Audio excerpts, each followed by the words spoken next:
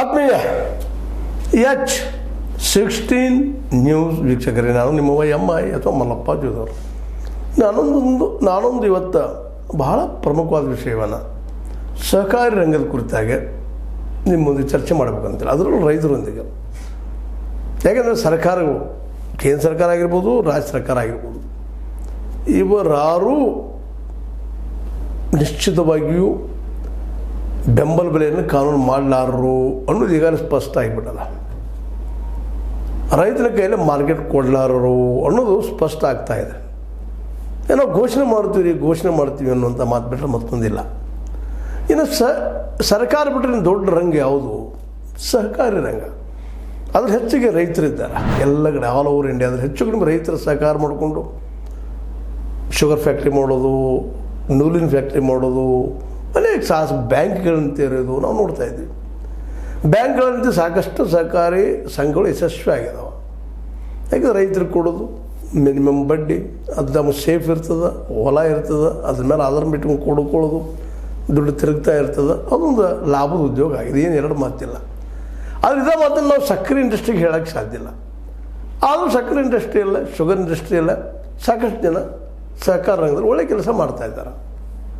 ಮಹಾರಾಷ್ಟ್ರದಲ್ಲಂತೂ ಇವತ್ತು ಏನಾದರೂ ಶರದ್ ಪವಾರ್ ಅವರು ರಾಜಕೀಯ ಲೀಡರ್ ಆಗಿದ್ದರೆ ಈ ಕೋಆಪರೇಟಿವ್ ಮೂವ್ಮೆಂಟ್ದಿಂದ ಭಾಳ ದೊಡ್ಡ ಮೂವ್ಮೆಂಟ್. ಅದಕ್ಕಾಗಿಯೇ ಇವತ್ತು ಅಮಿತ್ ಶಾ ಅವರು ಸಹಕಾರಿ ರಂಗದ ಮಿನಿಸ್ಟರ್ ಆಗಿದ್ದಾರೆ. ಭಾಳ ನೆನಪಿಟ್ಕೋಬೇಕಾದ್ದು ಇಲ್ಲಿ ಫೈಂಡ್ ಔಟ್ ಮಾಡುವಂಥ ವಿಷಯ ಇದು.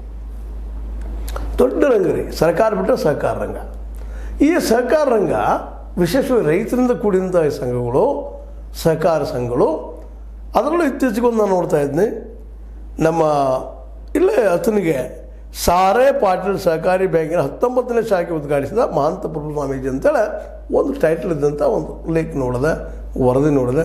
ಅದರಲ್ಲೇ ನಮ್ಮ ಮಹಂತ ಪ್ರಭು ಸ್ವಾಮೀಜಿಯವರು, ಶೇಗುಣಿಸಿ ಅವರು ಮಾತಾಡ್ತಾ ಇದ್ದಾರೆ. ದೇಶದಲ್ಲಿ ಸಹಕಾರಿ ರಂಗಕ್ಕೆ ತನ್ನದೇ ಆದ ಮಹತ್ವವಿದೆ, ನಿಶ್ಚಿತವಾಗಿ ಮಹತ್ವವಿದೆ. ಬ್ಯಾಂಕಿಂಗ್ ಸೆಕ್ಟರ್ ಇರ್ಬೋದು, ಶುಗರ್ ಇಂಡಸ್ಟ್ರಿ ಇರ್ಬೋದು, ಜೊತೆಗೆ ಬ್ಯಾಂಕಿಂಗ್ ಮತ್ತು ಶುಗರ್ ಇಂಡಸ್ಟ್ರಿ ಜೊತೆಗೆ ಇನ್ನುಳಿದ ಇಂಡಸ್ಟ್ರೀಸ್ ಬೆಳಲಿಕ್ಕೆ ಸಾಧ್ಯ ಇಲ್ಲ. ನೂಲಿನ ಇಂಡಸ್ಟ್ರಿ ಆಗಿರ್ಬೋದು, ಹತ್ತಿ ಇಂಡಸ್ಟ್ರಿ ಆಗಿರ್ಬೋದು ಮಾಡಲಿಕ್ಕೆ ಸಾಧ್ಯ ಮಾಡಿದ್ದಾರೆ. ಸಹಕಾರಿ ಸಂಘಗಳು ಮತ್ತು ಬ್ಯಾಂಕ್ಗಳು ಸರ್ವರಿಗೂ ಸಮಪಾಲು ತತ್ವದ ಮೂಲಕ ಗ್ರಾಹಕರ ಹಿತ ಕಾಪಾಡಬೇಕು. ಅಷ್ಟಲ್ಲ, ಅವು ತಮ್ಮ ಹಿತವನ್ನು ಕಾಪಾಡಬೇಕಾಗ್ತದೆ. ಅಲ್ಲೇ ನೇಮಿತರು ಅನೇಕ ಕೆಲಸ ಮಾಡ್ತಾ ಇರ್ತಾರೆ ಅನ್ನುವಂಥ ಮಾತನ್ನು ಹೇಳ್ತಾ ಇದ್ದಾರೆ. ಅದೇ ಕಾಲಕ್ಕೆ ಪ್ರಾಮಾಣಿಕತೆ ಮತ್ತು ದಕ್ಷತೆಯನ್ನು ಸಹಕಾರಿ ಬ್ಯಾಂಕ್ಗಳು ರೂಢಿಸಿಕೊಂಡಾಗ ಆರ್ಥಿಕವಾಗಿ ಬಲವರ್ಧನೆ ಹೊಂದಲು ಸಾಧ್ಯ ಎಂದು ಶೇಗುಣಿಸಿಯ ವಿರಕ್ತ ಮಠದ ಡಾಕ್ಟರ್ ಮಹಂತ ಪ್ರಭು ಸ್ವಾಮೀಜಿಯವರು ಹೇಳಿದರು. ಅಂದ್ರೆ ಬ್ಯಾಂಕಿಂಗ್ ಸೆಕ್ಟರ್ ಇವತ್ತು ಯಶಸ್ವಿ ಆಗ್ಯದ ನಮ್ಮ ಈ ಕೋಆಪರೇಟಿವ್ ಸಹಕಾರಿ ಸಂಘಗಳು. ಈ ಎಲ್ಲ ನೆಲೆಯಲ್ಲಿ ಇವತ್ತು ನಾವು ಯೋಚಿಸಬೇಕಾಗಿದ್ದೇನಪ್ಪ ಅಂತಂದ್ರೆ, ಸಹಕಾರಿ ರಂಗದಲ್ಲ ಸರ್ಕಾರ ಅಂತೆ ಮಾಡೋದಿಲ್ಲ, ರೈತರಿಗೆ ಗೋಡೌನ್ ಕಟ್ಟಿಸಿಕೊಳ್ಳಲಿಕ್ಕೆ ಸಾಧ್ಯ ಇಲ್ಲ, APMC ಕೆಳಗೆ ಸರ್ಕಾರಗಳು ಬರ್ಲಿಕ್ಕೆ ಸಾಧ್ಯ. ಅದು APMC ಬಂದ್ ಮಾಡಬೇಕಂದ್ರೆ ಓಪನ್ ಮಾರ್ಕೆಟ್ ಕೊಟ್ಟಿದ್ದಾರೆ. ಅದನ್ನು ರೈತನ ಬೆಳೆಯನ್ನು ಒಯ್ದು ಓಪನ್ ಮಾರ್ಕೆಟ್ ಕೊಡುವಂಥ ಪ್ರಯತ್ನ ಮಾಡಿದ್ದಾರೆ. ಅದಕ್ಕೆ ಹಿಂದೆ ಸಾಹಸ ಮಾಡಿದ್ರು ಅವರು. 3 ಕಾರ್ಯ ಕಾನೂನನ್ನು ಅವರು ಪ್ರಯತ್ನ ಮಾಡಿದರು. ಕಾರ್ಪೊರೇಟ್ ಕೈಯಲ್ಲೇ ಇಡೀ ಕೃಷಿ ರಂಗವನ್ನು ಕೊಡ್ಲಿಕ್ಕೆ ಹೊರಟಿದ್ರು.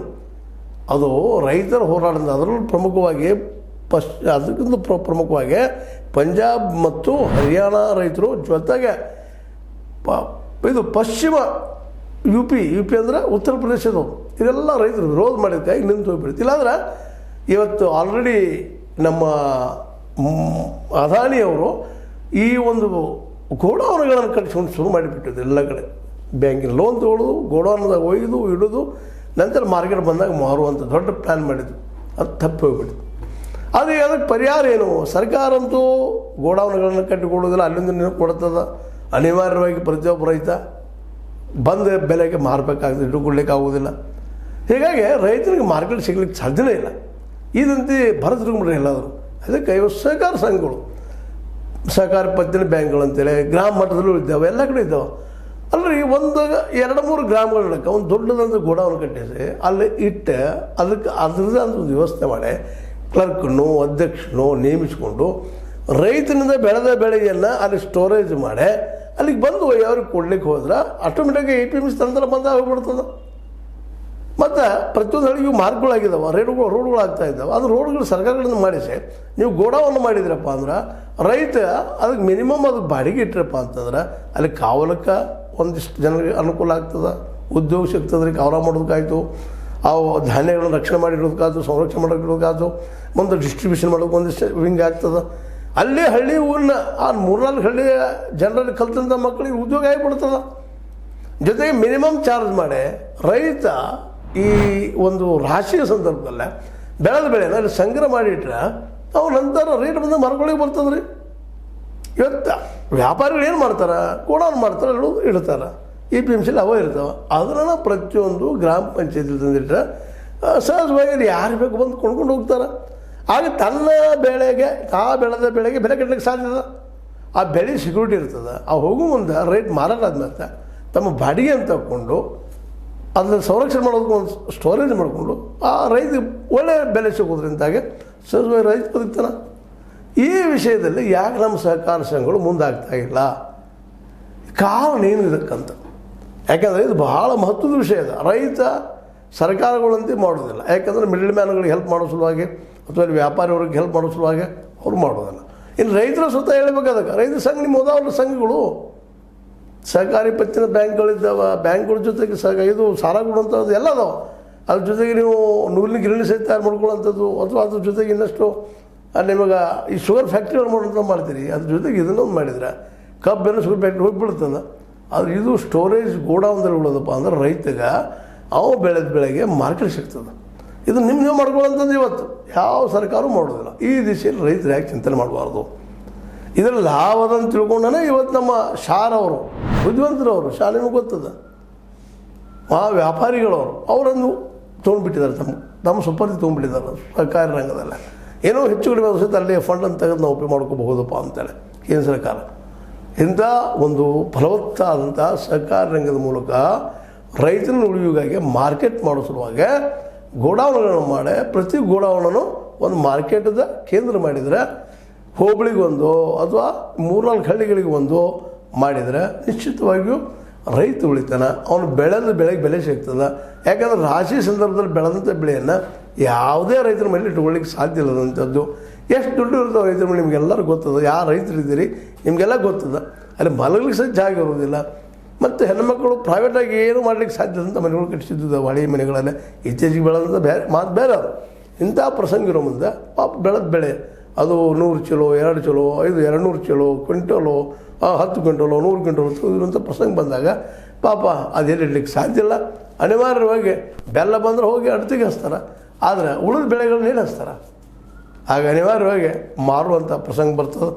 ಆ ದಿಶೆಯಲ್ಲೇ ಅವ್ರು ಏನು ರೇಟ್ ಹೇಳ್ತಾರೆ ಕಡಿಮೆ ವ್ಯಾಪಾರಿಗಳು ಅದು ಕೊಡಬೇಕಾಗ್ತದೆ. ಆಗ ರೈತಗೆ ಮಾರ್ಕೆಟ್ ಇಲ್ಲದಂಥ ಪ್ರಸಂಗ ಬರ್ತದೆ. ಅದಕ್ಕೆ ಈ ಕೋಆಪರೇಟಿವ್ ಸಂಘಗಳೇನಿದ್ದಾವೆ, ಸಹಕಾರ ಸಂಘಗಳಿದ್ದಾವೆ, ಈ ದಿಶೆಯಲ್ಲಿ ಯೋಚನೆ ಯಾಕೆ ಮಾಡಬಾರ್ದು? 2-3 ಹಳ್ಳಿಗೋ 3-4 ಹಳ್ಳಿಗೋ ಒಂದು ಗೋಡೌನ್ ಮಾಡಿ ಅಲ್ಲೇ ರೈತರ ಬೆಳೆ ಸ್ಟೋರೇಜ್ ಮಾಡಿ ಮಾರ್ಕೆಟ್ ಮಾಡೋದು ಸರಿ ಅಲ್ವೇನ್ರಿ? ಈ ದಿಶೆಯಲ್ಲೇ ನಮ್ಮ ಲಕ್ಷ್ಮಣ ಸವದಿಯವರು ಇನ್ನುಳಿದ ರಾಜಕಾರಣಿಗಳು ಭಾಗವಹಿಸಿದ್ದಾರೆ. ಅವರು ಶುಗರ್ ಫ್ಯಾಕ್ಟ್ರಿ ಅದು ಮಾಡಿದ್ದಾರೆ ಸಹಕಾರ ಸಂಘದ ಮೇಲೆ. ಸಹಕಾರ ಸಂಘದ ನೆಲೆಗಟ್ಟ ಮೇಲೆ ಗೋಡೌನ್ಗಳು ಯಾಕೆ ಬೇಡ ಇದು ವಿಚಾರ ಮಾಡುವಂಥದ್ದು ರೈತರು. ಯಾಕೆ ರೈತರು ತಮ್ಮನ್ನು ತಾವು ಉದ್ಧಾರ ಮಾಡ್ಕೊಳ್ಳುವಂಥದ್ದು, ಇನ್ನೊಬ್ಬರು ಯಾರು ಬಂದು ಎತ್ತುವುದಿಲ್ಲ ಅನ್ನೋದು ಇತಿಹಾಸದ ಪುಟಗಳು ಗೊತ್ತಿದ್ದಂಥ ವಿಷಯ ಅಂತ ಹೇಳ್ತಾ ಇದು ನಿಮ್ಗೆ ಲೈಕ್ ಆಗ್ಬೋದು. ಲೈಕ್ ಮಾಡಿ, ಶೇರ್ ಮಾಡಿ, ಕಾಮೆಂಟ್ ಮಾಡಿ, ಜೊತೆ ಸಬ್ಸ್ಕ್ರೈಬ್ ಹೋಗ್ಬೇಡ್ರಿ. H16 ನ್ಯೂಸ್ ಅರ್ಥಾತ್ ಸೀತಾರಾಮು ಸತ್ಯದ ಕೈಗಿನಲ್ಲಿ ವಂದನೆಗಳು.